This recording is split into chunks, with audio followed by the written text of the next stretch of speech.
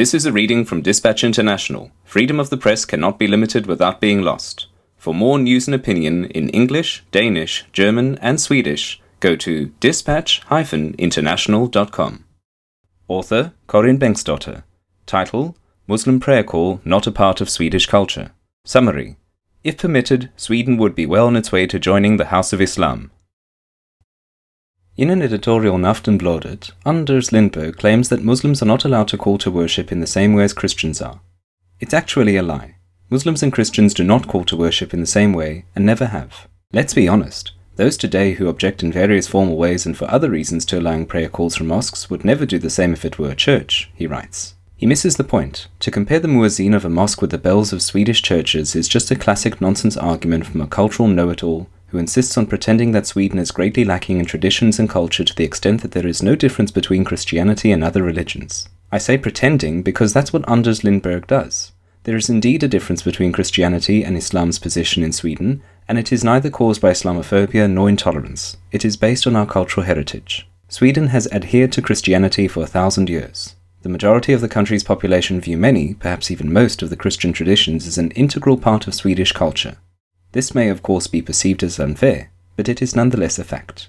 Islam is not a part of Swedish culture and traditions in the same way as Christianity, and if Islam should ever become part of our culture, Sweden would no longer be Sweden, but a province of the Dar al-Islam, the House of Islam. However, that does not mean that people would remain silent if Christian priests suddenly began demanding that the Lord's Prayer be broadcast via loudspeakers to an entire neighborhood.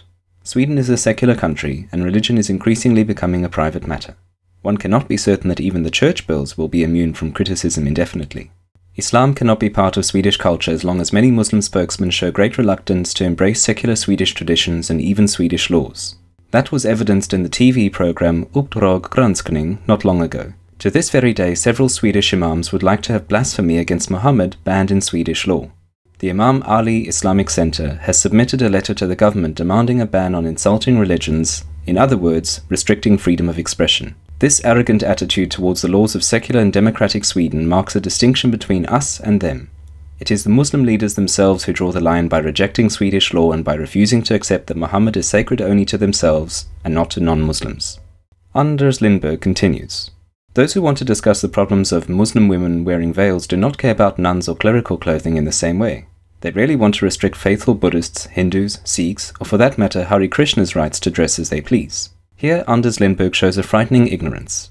It is impossible to equate clothing worn by adults who have voluntarily entered monasteries or joined some religious community with the Muslim veil. The custom of Muslim women wearing veils is based on the Quranic Surah 24, verse 31, which orders Muslim women to glance down, to be modest, to cover their chests and not to emphasize their features to strangers, and Surah 33, verse 59, which encourages women to enfold their coats around them when going out.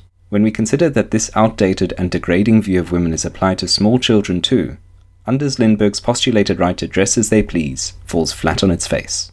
This has been a reading from Dispatch International. Freedom of the press cannot be limited without being lost. For more news and opinion in English, Danish, German, and Swedish, go to dispatch-international.com.